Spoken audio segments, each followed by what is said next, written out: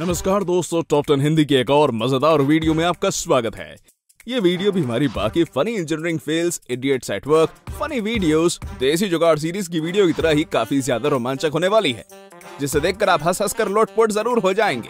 तो दोस्तों, इस वीडियो को खत्म करने के बाद डिस्क्रिप्शन में दी गई लिंक्स पर जाकर हमारी दूसरी फनी वीडियोस को देखना मत भूलिएगा। सच में यार, जिस मिस्त्री ने भी इस बस को बनाया है ना, वो वाकई में कमाल का आदमी होगा, वरना इस तरह से बस के पोल के बीच बाल्टी कौन फंसा सकता है भला। मुझे तो लगता है कि मिस्त्री की नजर बाल्टी पर नहीं गई होगी और जब पोल लग गया होगा तब उसने सोचा होगा कि अब कौन एक बाल्टी के लिए पोल को दोबारा हटाए। वैसे पोल हटाने की जरूरत नहीं है, अगर कोई चाहे तो वो बाल्टी के हैंडल को काट कर उसे वहां से हटा सकता है।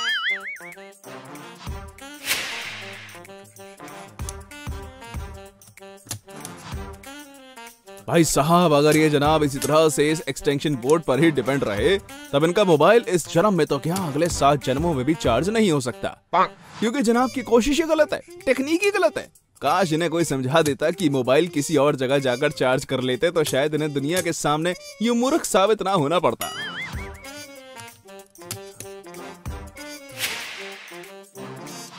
इस मशीन को किस इंजीनियर ने बनाया भाई?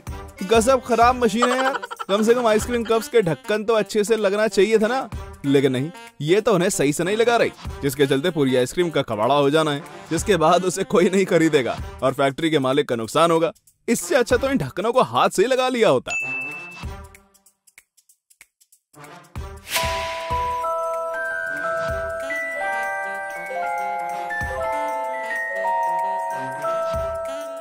उस टोपीबाज प्लम्बर को मेरा सैल्यूट है जिसने स्क्रीन पर दिख रहे नल को फिट किया है, वरना ऐसा गजब कारनामा करना किसी साधारण प्लम्बर के बस की बात नहीं है। हालांकि जितना बड़ा टोपीबाज ये प्लम्बर था, उससे ज्यादा टोपीबाज ये नल है, क्योंकि इसे सीधे तरीके से चलाने पर कटाई पानी नहीं निकलेगा। हाँ, अगर आप नल को घुमा दे तब घुमाने वाली जगह से पानी जरूर आने लग जाएगा। माना कि 1-2 कारीगर और मजदूर टोपीबाज हो सकते हैं, लेकिन यहाँ तो कारीगर और मजदूरों की पूरी फौज ही टोपीबाज नजर आ रही है। जिस तरह से ये बिल्डिंग को जैक लगाकर ऊंचा करने की कोशिश कर रहे हैं, उसे देखकर मुझे इनकी बेवकूफियत पर हंसी आ रही है, क्योंकि ये काम लगभग नामुमकिन है। उल्टा ऐसा करने से बिल्डिंग और धराशायी हो जाएगी। हालांकि इन सभी को ये बात कौन समझा पाता भला। अब बेचारे मेहनत से काम में लगे हैं तो लगे रहने दो, अपने आप अकल ठिकाने आ जाएगी। वाह, जिस कारीगर ने भी इन सीढ़ियों का निर्माण किया है ना, उसे तो कॉमेडी का अवार्ड मिलना चाहिए, क्योंकि उसकी बनाई इन सीढ़ियों का इस्तेमाल भले ही कोई ना कर पाया हो, पर इन सीढ़ियों को देखकर काफी लोगों को हंसी जरूर आई है, क्योंकि ये सीढ़ियां बनी इतनी बेकार और फनी तरीके से।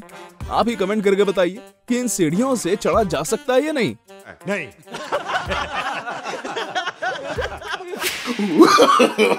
No no no no.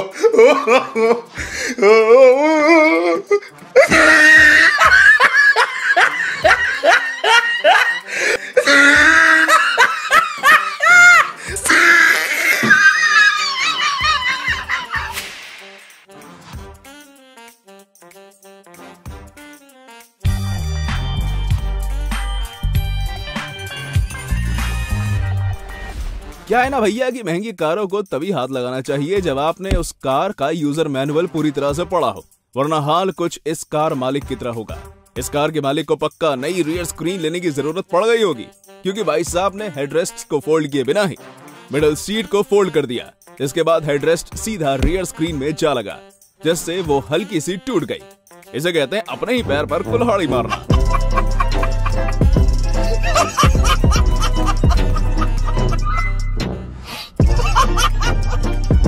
आपने अब तक बहुत से फनी कारीगरों को देखा होगा, पर अब मैं आपको जिस कारीगर से रूबरू कराने जा रहा हूँ वो सच में इतना ज्यादा फनी है कि उसे देखने के बाद आपकी हंसी छूट जाएगी। देखिए कैसे ये कारीगर पटिये पर बैठे बैठे ईंटों से दीवार खड़ी कर रहा है, और इसे इधर उधर हिलाने के लिए एक दूसरा मजदूर पटिये के दूसरी तरफ बैठा है, जो अपने पैरों से पटिये को यहाँ वहाँ कर रहा है, बिल्कुल सीसॉ झूले की तरह। सही है, इस तरह मजाक करते करते घर बनेगा तब उसकी बात ही अलग हो जाएगी।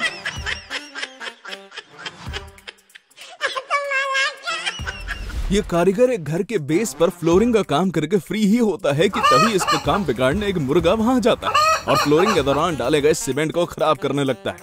फिर क्या, जब काम मुर्गा बिगाड़ रहा था तब उसका अंजाम तो बुरा ही होना था, क्योंकि मुर्गा है कोई कुत्ता या बिल्ली तो नहीं है जिन्हें लोग भगा दें। कारीगर भी मुर्गे से शुरुआत में कुछ नहीं बोलता, क्योंकि उसने मौका देखकर मुर्गे को पकड़ लिया होगा और इस तरह से कढ़ाई में तेल में फ्राई करके खा लिया होगा। काश ये मुर्गा समझ पाता कि इसे लोग एक स्वादिष्ट खाना समझते हैं।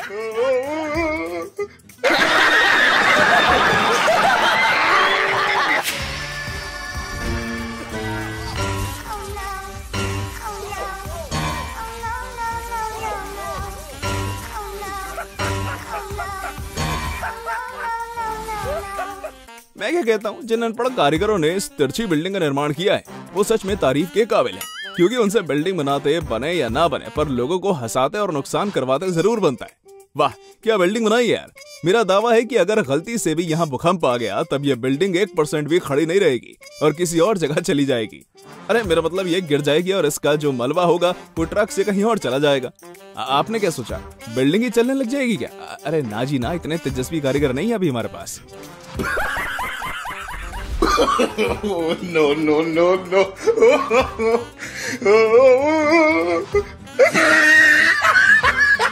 मोदी जी अक्सर मीम्स में जिन तेजस्वी लोगों का जिक्र करते हैं ना, वो यही तो हैं।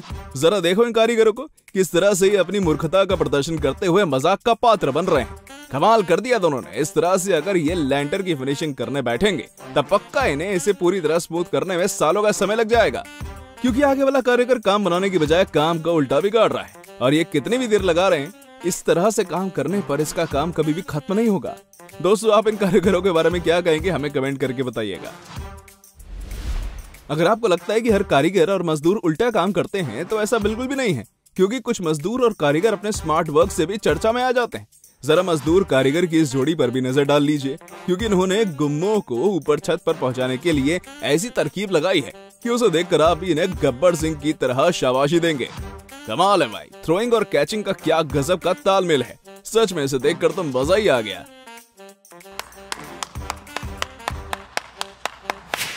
ये अंकल सच में बहुत ही बेकार और अनएक्सपीरियंस्ड मिस्त्री हैं, वरना अगर इन्हें जरा सा भी एक्सपीरियंस होता तब ये ऐसा मूर्खता भरा काम नहीं करते। दीवार पर सीढ़ियां लगाकर अंकल बहुत ही स्टाइल में पट्टी को गिरा रहे हैं कि तभी दीवार से निकली पट्टी ऐसी गिरी कि उसके साथ अंकल तक धराशायी हो गए। उम्मीद है अंकल को ज्यादा चोट ना ही हो, वरना कहीं कोई हड्डी टूट गई होगी तब इस उम्र में हड्डियों को जुड़ने में काफी समय लगता है। वैसे कुछ भी कहो, अंकल ने काम बहुत ही मजाकिया किया था, जिसे देख कोई भी हंस पड़ेगा।